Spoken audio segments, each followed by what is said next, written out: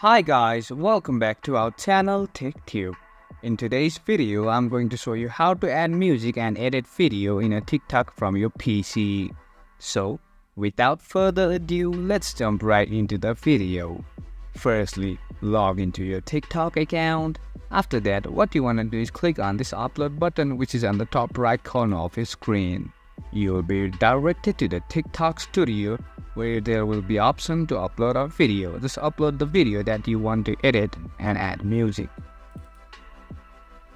And wait for the upload to be finished. Now, as you can see, the video has already been uploaded. To edit video and add music, all you gotta do is scroll down a little bit until you find edit video. Just click it.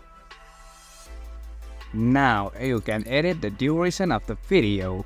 You can also add templates. And to add music, all you gotta do is click on any music that you want, or you can also search the music. For example, I just want to use this music.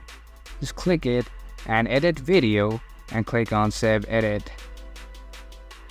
That's how you can edit video and add music at the same time.